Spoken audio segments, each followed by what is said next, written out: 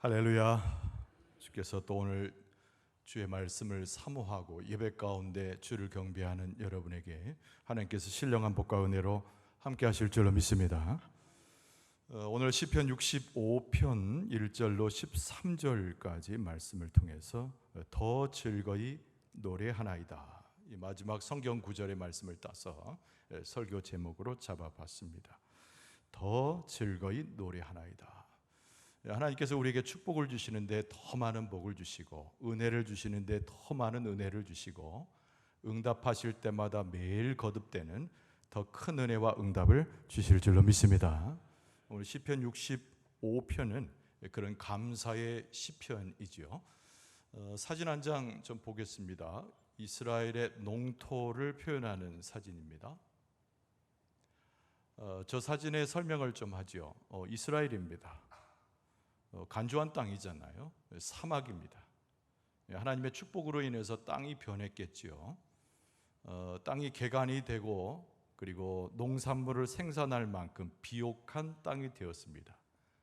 물론 저 사진은 다윗의 시대를 찍은 것은 절대 아니겠지요. 오늘 이스라엘의 풍요함을 표현해주는 사진 한 장입니다. 푸른 하늘이지만은 비를 내릴 수 있는 구름도 좀 떠 있고요. 그리고 중간중간에 보인 흙이 제법 비옥하게 보입니다. 이 푸른 색깔을 띤 저 농산물이 굉장히 탐스럽죠. 이스라엘 백성은 저 모습을 보면서 항상 무슨 생각을 했을까요? 하나님께서 우리 백성과 함께 하시는구나. 우리 백성의 고달픔과 어려움을 아셔서 은혜를 주시는구나. 무엇보다도 온 세계 만물을 주장하시는 하나님께서, 온 세계 만물을 주장하는 하나님께서 우리 백성에게 복을 주셨구나. 이걸 깨달았다는 거죠. 사진을 이제 거두어 주시고요. 아까 말씀드린 대로 감사의 시편이 오늘 본문의 말씀입니다.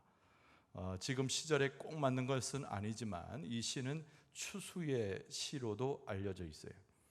하나님 앞에 많은 곡식을 거둔 다음에 그 소출을 보면서 이스라엘 백성들이 환호하고 찬송하는 그런 시입니다. 다윗이 쓰고 있는 시이긴 합니다만은, 이전에 다윗은 보통 많은 적들이 에워싸고 고통을 하나님께 구한 다음에 하나님이 주신 믿음과 역경을 이겨내는 굳센 하나님을 의지하는 마음이 강조된 그런 시를 많이 썼어요. 때로는 탄식함에 이르러 하나님 앞에 눈물을 흘리고 읊조리는 그런 시도 기록을 했는데, 오늘 본문의 말씀인 시편 65편은 그런 모습은 없습니다. 하나님을 찬송하고 하나님의 역사의 축복에 감사하고 하나님을 노래하는 시가 1절에서 13절까지 전체에 기록되어져 있어요. 여기에는 무엇이 기록된가요? 다윗의 기쁨, 또 소망, 그리고 축복을 기리는 그의 믿음이 아주 고스란히 담겨져 있다는 거죠. 자기의 형편과 삶에 상관이 없이 하나님께서는 온 우주 만물을 다스리시고 그 가운데 그의 백성을 기억하셔서 축복을 주신다. 이것이 오늘 다윗의 고백의 핵심적 요소입니다.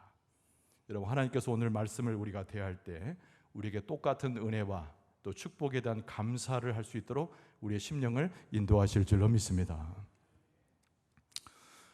은혜를 노래해요. 하나님의 은혜를 노래합니다. 그리고 하나님의 능력을 노래합니다. 한 해를 축복하신 하나님의 역사를 보면서 하나님의 은혜가 크다, 모든 것을 가능케 하는 하나님의 능력이 위대하다, 또 그 하나님의 역사는 온 우주 만물에 걸쳐 있다. 이게 오늘 본문의 말씀의 전체적인 아주 중요한 요소를 드러내는 낱말들입니다. 이 감사시를 시인인 이 다윗이 어떻게 표현했는가? 우리가 함께 하나님 앞에 감사의 마음을 가지고 이 시를 좀 볼 수 있어야 됩니다. 첫째는 뭐냐면, 앞서 말씀드린 대로 은혜의 하나님께 드리는 감사다라고 하는 거죠. 우리가 감사라고 하는 것은 우리가 이렇게 공동체로 물론 감사할 수 있습니다. 어떤 절기를 따라서 제사의 형식과 방식에 따라서 감사를 표현하기도 합니다만은, 하나님께서 제일 받으시고자 원하시는 감사는 한 사람 한 사람이 하나님과의 관계 가운데 드리는 감사를 하나님께서는 원하신다라고 하는 것을 알게 돼요. 그러니까 하나님을 예배하는 자들이, 하나님을 송축하는 자들이 하나님께 나와서 온 몸을 흔들고 두 손을 들여서 찬송하는 자들의 그 마음에는 한 사람 한 사람 마음 가운데 하나님께 감사하는 마음이 있어야 된다는 거예요. 그러니까 하나님께서 공동체의 감사를 받기도 원하시지만 제일 중요한 것은 하나님과 한 사람 한 사람의 관계 가운데서 어떻게 우리의 삶에 하나님을 기억하고 그 은혜를 찬송하는가, 여기에 관심하신다는 거죠. 그래서 오늘 본문의 말씀 가운데는 서원이란 말이 나와요. 서원. 이 서원이라고 하는 것은 하나님께 드리는 아주 강렬한 기도를 이야기하는 것이지만, 그 넓은 의미로 보면 하나님이 당신 백성과 맺은 계약, 약속입니다. 그러니까 하나님께서는 그 은혜로서 무엇을 기억하냐면, 한 사람 한 사람이 하나님 앞에 나와서 하나님과 약조하여 그 약속대로 행하는 삶을 하나님이 기억하신다는 거죠. 서원, 그것은 넓은 의미로 약속이죠. 그리고 무엇보다도 오늘 본문의 말씀이 1절에서 4절 전체가 무엇을 가르칩니까? 은혜를 이야기하는데, 하나님 앞에 기도할 때 하나님께서 응답하신다, 이 말씀도 들어가 있어요. 허물에 대해서 우리의 죄가 있으면 속죄하시는 하나님, 그리고 깨끗이 씻어진 당신의 백성을 하나님이 선택하셔서 소위 말하는 하나님의 뜰에서 하나님의 축복을 영유하는 하나님의 백성에 대해서 노래하고 있습니다. 1절과 4절 전체 내용이 그 하나님의 은혜를 노래하는 것이죠. 여러분, 우리가 이 말씀 속에서 딱 꼭 집어서 몇 가지를 생각해 볼 수 있는데, 첫 번째가 뭐냐면 하나님께서는 우리의 기도를 들으신다는 거예요. 할렐루야, 할렐루야. 한 사람 한 사람이 하나님 앞에 기도할 때 하나님께서 그걸 외면치 아니하시고 기도를 들으신다는 겁니다. 여러분, 오늘 본문의 말씀 2절 말씀에 보면 기도를 들으시는 주여, 이렇게 시작하고 있어요. 모든 육체가 주께 나오리다. 육체가 나온다고 그랬어요. 뭐 영이나 다른 뜻으로 이야기하지 않고 허물 많은 육체로 돼, 하나님의 마음에 흡족할 수 없는 육체로 돼. 그러나 물리치지 아니하시고 기도에 응답하시는 하나님께 나아간다는 이 다윗의 표현입니다. 여러분, 우리가 하나님 앞에 기도했는데 하나님께서 우리의 기도에 응답하시지 않는다면 우리의 신세는 어떤 신세가 되겠습니까? 가장 불쌍한 존재가 되겠지요. 하나님께 기도하고 하나님 앞에 나가서 무릎 꿇었는데 경배할 하나님이 내 존전 앞에 계시지 않는다면 얼마나 우리는 불행한 사람이 되겠습니까? 그러나 오늘 시인 다윗은 백성들과 함께 고백하는 거예요. 하나님은 어떤 분이신가? 우리의 모습이 육체와 같이 연약하고 부질없어도 하나님은 우리의 기도를 들으시는 분이라는 거예요. 할렐루야. 오늘 이 밤에도 하나님께서 이 예배를 받으실 때에 우리의 각자 한 사람 한 사람의 심령에 하나님께 드리는 기도를 들으시고 응답해 주실 줄로 믿습니다. 하나님께 부르짖을 수도 있어요. 하나님 앞에 나가서 개인적인 눈물을 흘리며 고백할 수 있어요. 심지어는 어떤 의식에 따라서 별로 마음이 없어도 참여하는 기도가 될지라도 모습과 모양이 중요한 것이 아니라 하나님께서는 그 기도에 응답하신다는 겁니다. 그래서 우리는 의심할 필요가 없습니다. 내 기도가 어눌한데, 내 기도가 앞뒤가 맞지 않는 문장을 사용했는데, 내가 기도할 수 없는 어떤 험악한 장소에서 기도의 모습만 가졌는데, 내가 대표 기도자로 나와서 그럴듯하게 기도했는데 하나님께서 그럼에도 불구하고 우리의 기도를 다 들으시는 줄로 믿습니다. 우리 대표로 나오신 집사님이 그렇다는 얘기가 아닙니다. 정성으로 기도를 드리는데 하나님께서 우리의 기도를 다 어떤 모양이든지 어느 곳에 있든지 우리의 심령이 심지어는 죄의 모습과 불안한 모습과 허물이 가진 육체의 모습을 갖더라도 하나님은 우리를 사랑하시기 때문에, 은혜의 하나님이시기 때문에 우리의 기도를 반드시 들으신다. 이것이 바로 다윗의 고백이고 오늘 하나님 앞에 나온 우리의 똑같은 고백이 되는 줄로 믿습니다.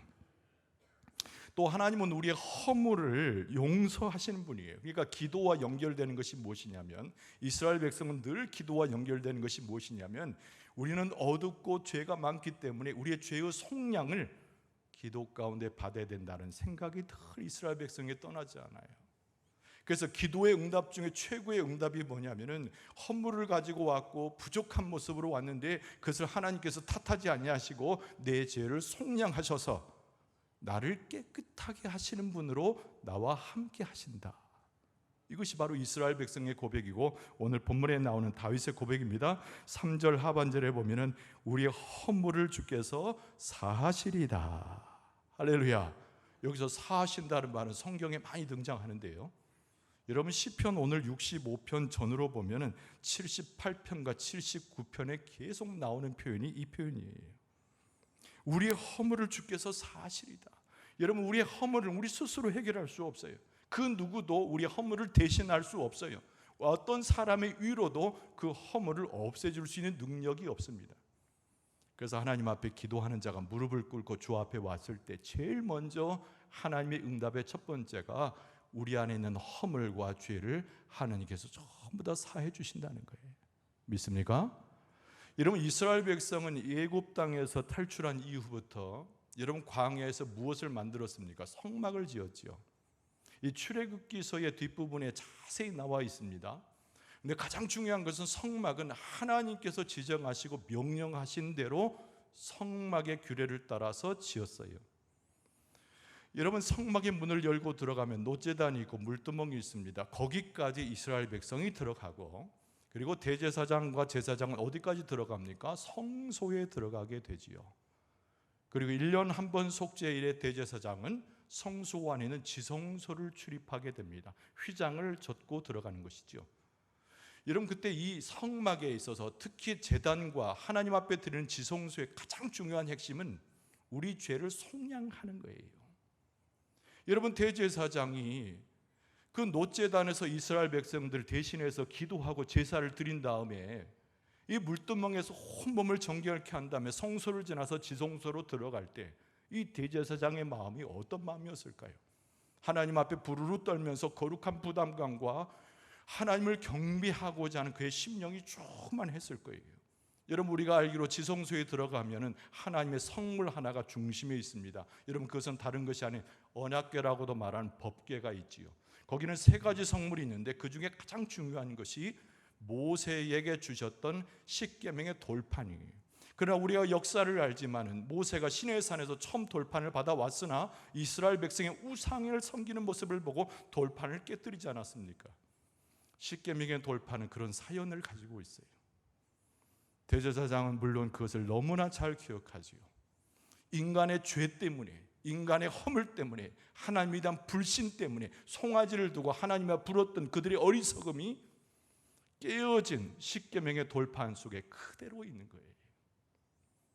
법궤에 엎드려진 대제사장의 모습을 상상해 본 적이 있습니까? 혹시 죽을지도 모르는 상황 속에서 대제사장의 그 열심 어린 진심 어린 기도를 상상해 본 적이 있느냐 말이죠. 이스라엘 백성의 속죄를 위해서 그 앞에 나아갔지만 본인 스스로의 죄를 하나님 앞에 내어줘 놓지 않으면 이스라엘 백성은 혹시 무사할지 몰라도 대제사장은 죽고 마는 것이잖아요. 법궤 위에는 무엇이 있었습니까? 속죄소가 있어요. 그래서 대제사장이 그것에 엎드립니다. 그리고 이 놋제단에서 뿌렸던 희생제사의 피를 그 위에 뿌리면서 이 대제사장이 이스라엘 백성의 모든 죄를 안고 하나님 앞에 기도하는 것이지요. 만약에 하나님께서 대제사장의 기도를 듣지 않으신다면 하나님 앞에 엎드려져서 피를 뿌리는 그 모습 속에서 진정 하나님의 용서의 피가 그 허물 많은 그 돌판 위에 은혜로 내리지 않는다면 대제사장뿐만 아니라 이스라엘 백성은 멸망으로 치달을 수밖에 없는 끊어지는 백성이 되고 말 거라는 얘기죠. 이 다윗이 그것을 기억하는 거예요. 마음의 성전을 이미 세우고 하나님의 경건함과 위대하심을 기억했던 다윗은 성막에서 제사를 드렸던 제사장과 이스라엘 백성이 하나님 앞에 엎드려졌던 속죄의 심령의 그 기도를 누구보다 기억했다는 거예요. 다윗은 하나님 앞에 나아갑니다. 마음의 성전을 이미 짓고 나아갑니다. 하나님, 내가 하나님 앞에 기도할 때 하나님 들으시지요. 그러나 제일 먼저 나는 불결한 자고 죄를 범한 자고 하나님 앞에 올바른 자가 아니지만 대제사장이 법궤에 엎드려서 하나님의 죄를 속량을 구할 때 용서하시고 은혜를 베푸셨던 그 하나님, 내가 그 하나님을 만나서 내 죄의 속량과 더불어 살아계신 하나님의 기도의 응답을 받게 하소서. 이것이 오늘 본문의 말씀에 나오는 다윗의 영성이자 호소인 거예요. 여러분, 우리가 하나님 앞에 나올 때마다 죄의 속량을 받게 되고 나올 때마다 깨끗해진 심령 가운데 주를 배없는 은혜를 잊게 되고 하나님께서 나를 부르셨음에 하나님의 나라에서 하나님의 백성으로서 하나님의 평안을 맛보며 살아가게 될 줄로 믿습니다. 우리가 기도의 응답을 받는다는 것은 간단한 문제를 해결되는 것부터 시작해서 온 우주 만물을 주관하시고 우리의 육체조차도 보존하시며 우리의 생명의 주관자가 되셔서 속량하시는, 죄를 속량할 수 있는 유일한 하나님을 만날 수 있다는 은혜를 이야기하는 거예요. 그래서 우리가 은혜로 산다고 말하잖아요. 하루하루 알지 못하고 무지한 우리들이 마치 송아지를 놓고 하나님처럼 고백했던 그 어리석은 이스라엘 백성을 닮았던 우리들이, 그러나 우리의 기도를 받으시는 하나님 앞에 나아가서 속량을 경험하게 될 때 우리가 하나님을 찬송하면서 드릴 수 있는 유일한 표현은 나의 은혜의 하나님이 나를 인도하신다는 거죠. 여러분, 이 시간 예배 시간만이 아니라 우리의 삶 속에서 은혜의 하나님을 경험해서 죄의 속량만이 아닌 기도로 응답하시되 우리 가운데 복을 내리시는 하나님을 다 경험할 수 있기를 바랍니다. 여러분, 오늘 본문의 말씀 가운데 다윗은 누구를 노래하냐면 능력의 하나님께 감사를 하고 있는 거예요. 능력의 하나님. 여러분, 하나님은 능력의 근원이시잖아요. 여러분, 우리가 생각하는 능력과 전혀 다른 차원의 능력의 하나님이죠. 여러분, 땅의 모든 것들이 하나님을 소망할 수 있습니다. 여러분, 이 관점을 우리가 가지고 오늘 말씀을 봐야 돼요. 우리뿐만 아니라 땅에 있는 짐승들이라든가 모든 세계나 우주 만물의 모든 것들이 다 하나님께 소망을 둘 수 있다는 거예요. 능력의 하나님이. 우리가 능력의 하나님을 신뢰하지 못하기 때문에 하나님 앞에 나오지 못한 백성들이 그렇게 많은 거예요. 오늘 본문의 말씀 5절 상반절에 보면 우리 구원의 하나님이시여 땅의 모든 끝과 먼 바다에 있는 자가 다 의지할 주, 이렇게 하나님에 대해서 고백하고 있는 것을 보게 됩니다. 여러분, 이 시편 65편을 대할 때마다 우리는 무엇을 생각을 하냐면 하나님을 우리 교회에 가두고 있다는 거예요. 믿는 사람들의 영역에만 가두고 있다는 거예요. 여러분, 하나님은 세상을 창조하시고 하나님은 세상 가운데 그의 능력을 보이시고 세상을 다스리시는 하나님으로 온 우주 만물을 통치하시는 주권자가 우리 아버지 하나님이신 줄로 믿습니다. 지금은 죄 때문에 공중권세 잡은 자가 우리를 유혹하고 하나님의 나라에 갈 때까지 자꾸 덫을 만들어서 우리를 넘어지게 하는 형벌이긴 하지만 여전히 하나님께서는 우주 만물의 주관자가 되신다는 거죠. 이 능력이라고 하는 말을 할 때 사람의 능력과는 비교할 수가 없는 거예요. 온 우주 만물을 고칠 수 있는 분이 하나님 아버지신 줄로 믿습니다. 온 우주 만물의 전체와 되어지는 모든 일들과 시간과 모든 공간을 지배하신 분이 여호와 하나님이신 줄로 믿습니다. 그 고백을 하면서 능력의 하나님이 누군가를 찬송하고 높여야 된다는 거예요. 이미 다윗의 마음에는 왕으로서 권력 그 넘어있는 하나님의 역사를 보는 다윗은 그 하나님을 기억하고 고백하는 거죠. 우리 구원의 하나님이시여 땅의 모든 끝과 먼 바다에 있는 자 다 같이 의지할 자 주, 그가 바로 하나님이시라는 거예요.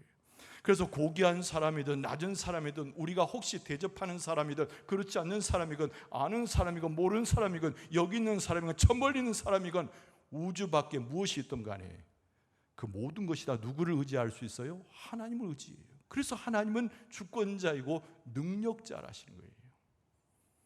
그 위대한 하나님을 우리가 섬기고 있으니 이스라엘 백성들의 모습처럼 하나님을 기부하면서 우리의 두 손을 들고 우리의 심령의 100%의 순도를 올리면서 하나님을 찬송할 수 있는 줄로 믿습니다. 그런데 오늘 본문의 말씀 가운데 보니까 하나님의 능력을 표현하는 구절들이 다 나옵니다. 전체적으로 5절에서 8절까지 내용의 이 능력의 하나님을 묘사하는데요, 첫 번째 묘사하는 것은 산이라고 하는 상징적 의미가 여기에 나옵니다. 하나님의 능력을 산으로 표현한 것이죠. 여러분 6절 상반절에 보면 주는 주의 힘으로 산을 세우시며 그랬습니다. 이 말은 그대로 보면 하나님이 산을 지으셨으니까 위대하구나 이렇게 단순하게 해석될 수 있는 표현이기도 합니다. 하나님이 저 산을 내가 세우지도 않았고 사람의 능력으로 세울 수 없는데 하나님이 세우셨구나, 그런 뜻으로도 보일 수 있으나 더 깊은 의미가 있어요. 여러분, 성경의 곳곳에 산에 대한 이야기들이 의외로 많이 나옵니다. 근데 하나님의 백성일 뿐만 아니라 하나님께 부름받은 사람들이 다 어디에 머물러 하나님을 배우는 거 아니 산에 머물러 하나님을 배울 때가 굉장히 많았어요. 여러분, 본문의 말씀에 이 다윗도 혹시나 그 믿음의 선배들을 따라 산에 올라가는 것을 즐겨 했을지도 모릅니다. 무엇하러요? 기도하러 올라갔겠지요. 누구를 만나러? 하나님을 만나려고. 그래서 산이라고 하는 것은 무엇을 상징하냐면 첫 번째, 하나님의 임재와 하나님이 우리를 만나 주시는 놀라운 역사적 이야기를 산이 내포하고 있는 거예요. 할렐루야. 할렐루야.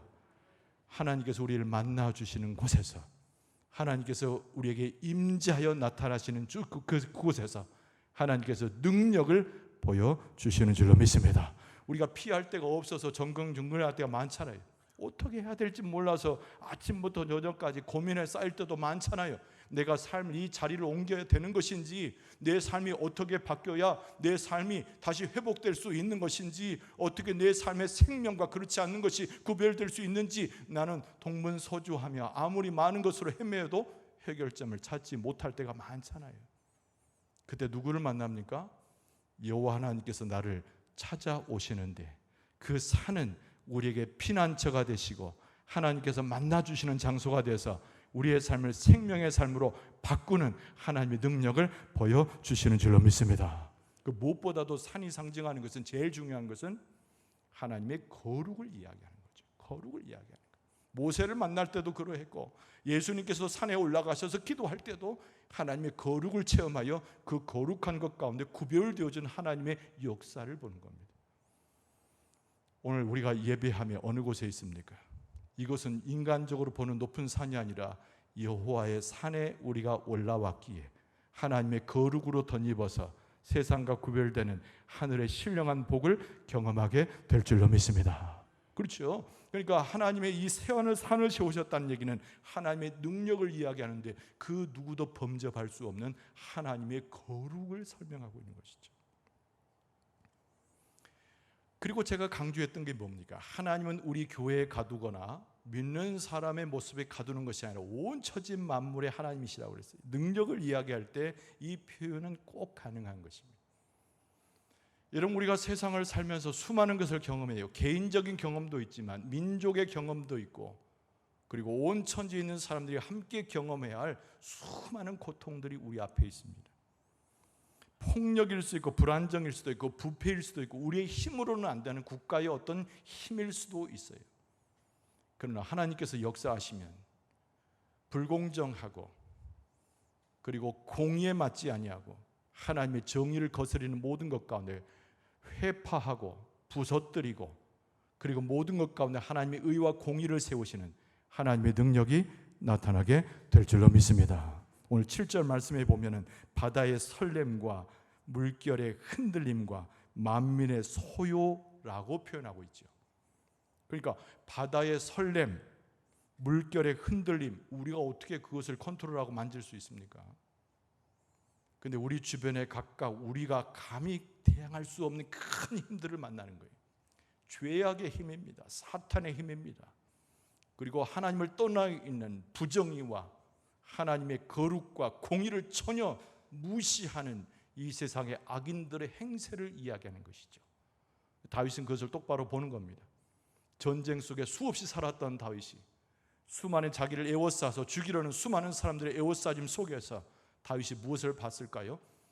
내가 어찌할 수 없는 내 불가항력적인 모든 환경에서도 하나님께서는 그 모든 것을 무찔러 주시고, 하나님 당신의 백성인 나와 우리 민족을 보호해 주실 것이다.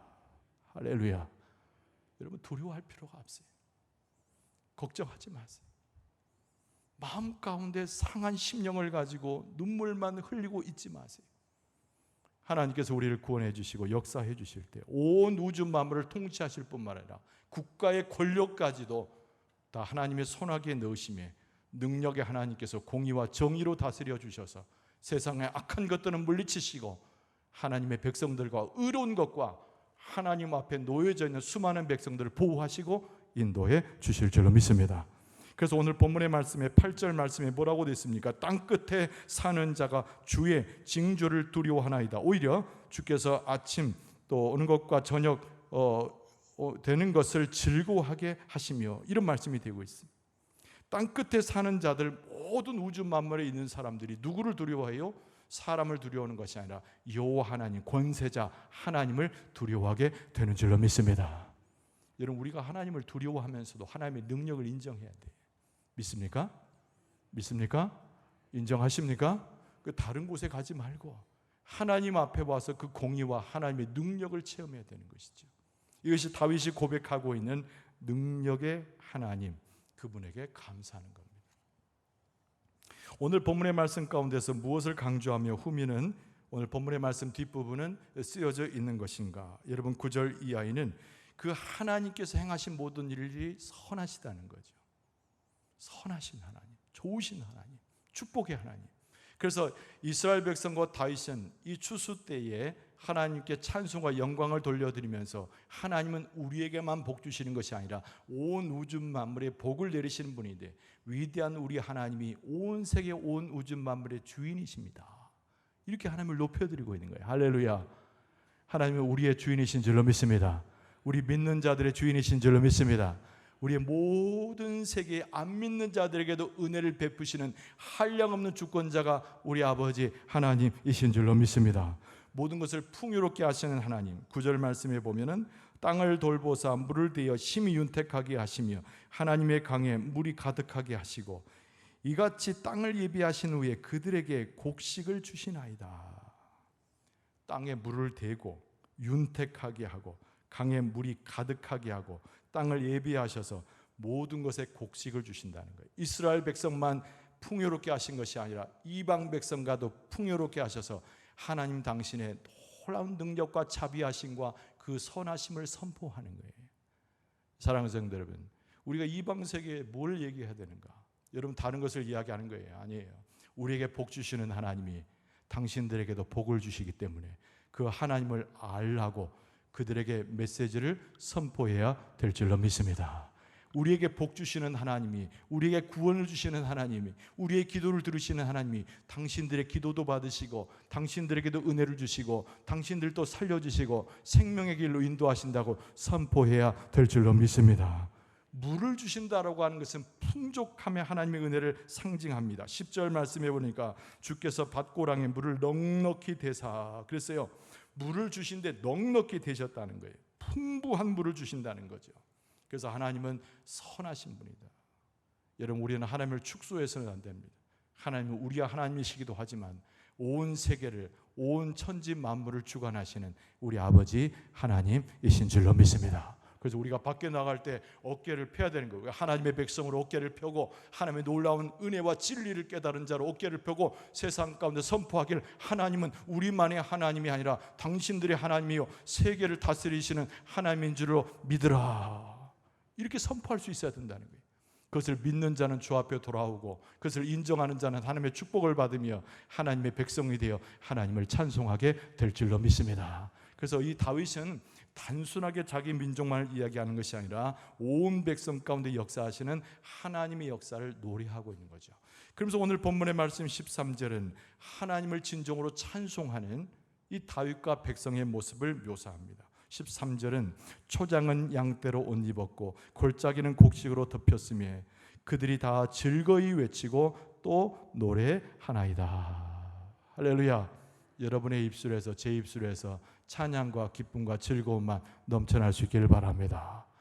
지난번에 어떤 세 가족분을 만났는데 그분이 그런 얘기를 하세요. 잘 모르겠어요. 믿음이 뭔지도 모르겠고 하나님의 말씀이 뭔지도 모르겠어요. 그러나 한 가지는 내가 교회에 나와서 예배하고 주를 보니까 내 마음에 기쁨이 생기고 즐거움이 생기네요. 할렐루야. 은혜되지 않습니까? 저는 목사로서 얼마나 은혜가 됐는지 몰라요. 할렐루야. 우리가 말씀을 알면 얼마나 알고 하나님의 섭리에 대해서 깨달았으면 얼마나 깨달을 수 있는 것입니까? 우리가 가지고 있는 지식은 작은 것이며 우리의 깨달음은 아무것도 아니에요. 근데 중요한 것은 하나님이 사랑하시는 자에게는 마음의 기쁨을 주시고 하나님께서 복 주시는 자에게는 마음의 즐거움을 주시고 삶에 하나님께서 풍부한 모든 것들로 허락해 주시는 줄로 믿습니다. 즐거워할 수 있기를 바랍니다. 기뻐할 수 있기를 바랍니다. 풍족한 것으로 감사할 수 있기를 바랍니다. 하나님의 주권을 인정할 수 있기를 바랍니다. 두 팔을 벌려서 하나님을 찬송하면서 즐거움과 기쁨으로 주 앞에 나아가고 그 능력의 하나님, 은혜를 베푸시는 하나님, 그분을 찬송하면서 항상 승리하고 하나님의 역사 가운데 하나님의 백성으로 살아가는 여러분과 저의 모습 되어줄 수 있기를 주의 이름으로 축원합니다.